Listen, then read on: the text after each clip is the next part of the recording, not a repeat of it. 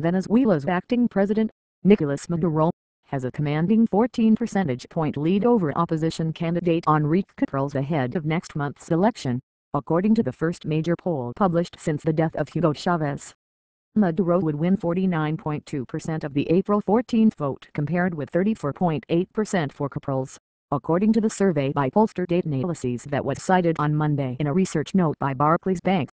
It followed other polls showing a solid lead for the 50-year-old former bus driver who has vowed to continue Chavez's state-centered economic policies built on heavy regulations of business and generous social welfare programs.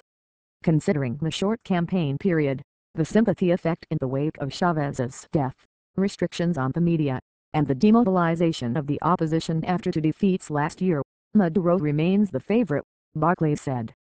Capriles, the 40-year-old governor of Miranda State, lost to Chavez in the presidential election last October, and allied candidates swept 20 of the 23 governorships in state elections in December. Chavez's death 2 weeks ago convulsed the country and triggered a new election in the South American OPEC nation. The vote marks the first test of the Chavismo movement's ability to maintain the late leader's radical socialism after his death, and it will be crucial for regional allies that depend on Caracas for financing and cheap fuel. The emotional outpouring of affection for Chavez following his March 5 death, along with ample use of government television broadcasts, has helped give Maduro the leg up in the race. Capriles' Cuba ties. Millions of bereaved supporters have lined up before Chavez's remains to pay respects to a leader who was loved by many of the country's poor but reviled by adversaries who called him a fledgling dictator. The youthful Capriles faces the delicate balancing act to highlight the flaws of Chavez's governance without appearing to be attacking him or seeking to tarnish his legacy. He has exchanged furious barbs with Maduro since launching his candidacy and renewed his criticisms from last year's campaign over day-to-day problems such as unchecked crime, product shortages and high cost of living. At a campaign rally on Monday, Capriles vowed to end shipments of subsidized oil to communist-run Cuba, slamming Maduro as a puppet of Havana. The giveaways to other countries are going to end. Not another drop of oil will go toward financing the government of the Castros, Capriles said, referring to Cuba's present and past leaders, Raúl and Fidel Castro. Nicolas is the candidate of Raúl Castro. I'm the candidate of the Venezuelan people, Capriles said during a speech to university students in the oil-rich state of Zulia. The victory for Capriles would likely give global oil companies greater access to the world's largest crude reserves and offer investors more market-friendly policies after years of state-centered economics. He said halting cheap oil sales to Cuba would free up resources to boost public employees' salaries by 40% to make up for inflation that is one of the region's highest.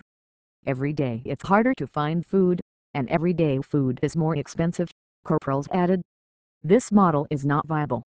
Ties to Cuba are likely to remain a central part of the campaign.